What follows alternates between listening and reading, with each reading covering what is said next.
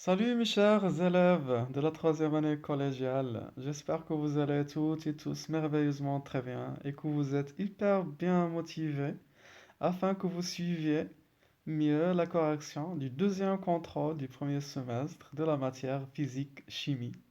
Ce contrôle traite les deux leçons, l'oxydation de quelques métaux et la combustion de quelques matériaux organiques dans l'air. Donc, avant de commencer, je vous demande de préparer vos stylos et vos cahiers de recherche. D'accord? Est-ce que vous êtes prêtes? Allons-y, mes chers. Commençons par le premier exercice qui est sur 8 points.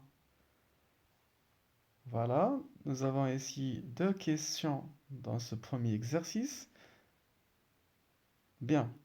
Avant de voir la correction, mettez pause et essayez de répondre à ces questions tout seul en employant le cahier et le livre pour que la connaissance soit gravée dans votre mémoire et que vous puissiez mieux préparer au contrôle en classe. C'est bien clair, mes chers? Bien. La première question. Répondre par vrai ou faux.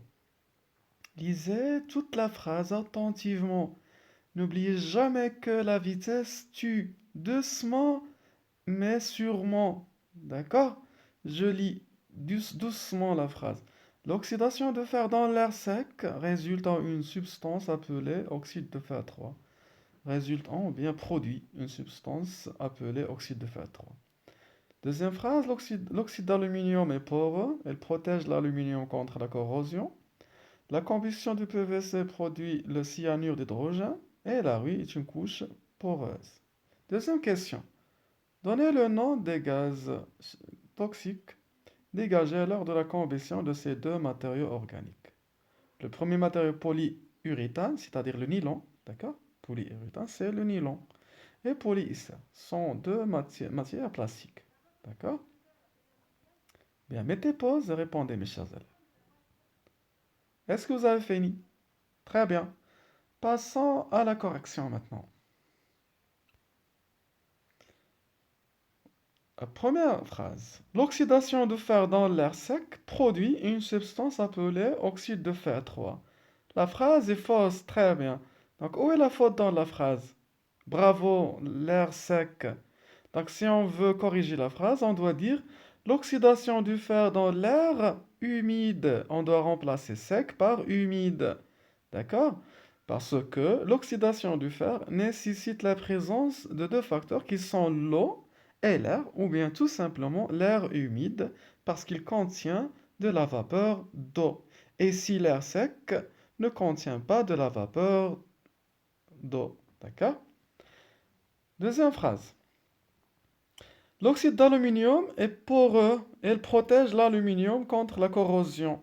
Bravo, c'est faux. Où est la faute? Bravo, poreux. L'oxyde d'aluminium n'est pas poreux.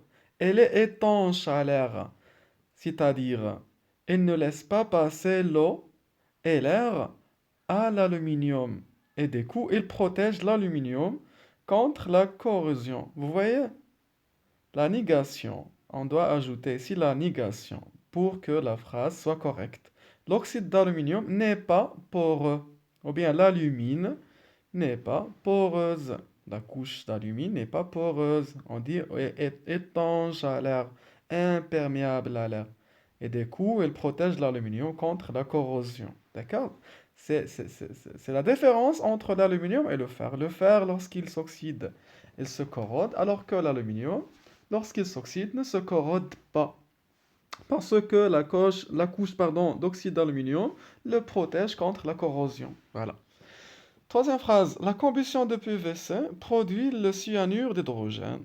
Nous avons ici PVC, c'est une matière plastique parmi les matières qui dégagent des gaz toxiques. Et le cyanure d'hydrogène est un gaz toxique. Mais la faute est ici que le cyanure d'hydrogène ne se produit pas à partir de la combustion du PVC.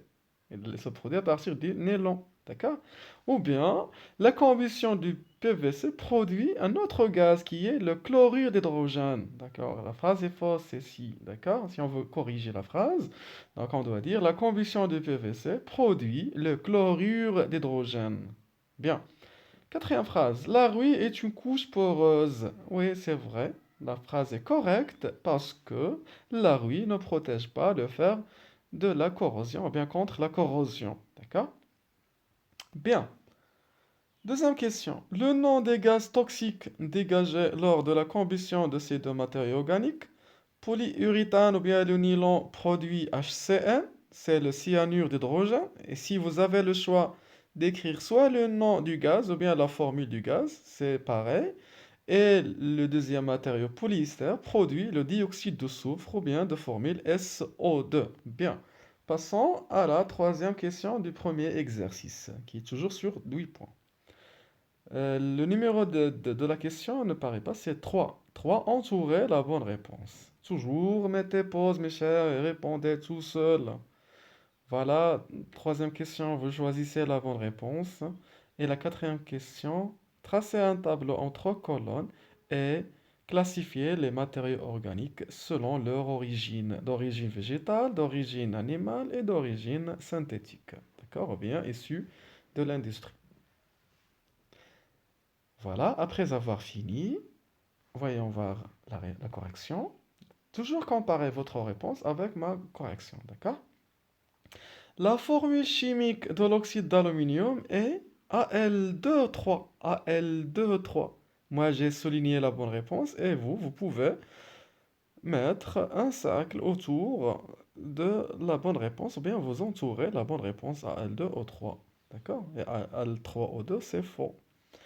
La combustion du bois peut produire un gaz de formule SO, bien CO. Bien sûr, c'est CO, c'est le monoxyde de carbone. Et comme vous savez, CO, c'est un gaz qui se produit à partir des combustions incomplètes. C'est la raison pour laquelle on a ajouté ici le verbe peut. Parce que la combustion du bois peut produire ce gaz et peut ne pas produire, ou bien ne peut pas produire ce gaz qui est CO.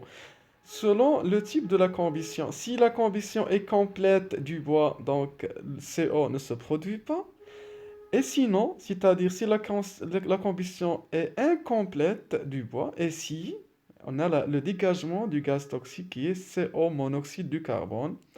En plus de CO, le carbone C. D'accord? Bien. Voilà les matériaux organiques selon leur origine.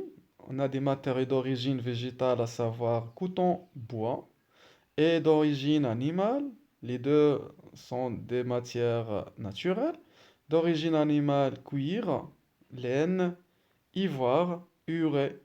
Et bien sûr, les matériaux industriels ou bien d'origine synthétique, on a trois, polyester, résine, PVC. D'accord? On s'arrête là, mes chers élèves, et nous allons continuer la correction de la deuxième partie de ce contrôle dans la prochaine vidéo, Inch'Allah. Prenez soin de vous, mes chers, et j'espère que vous l'avez bien réussi. À très bientôt.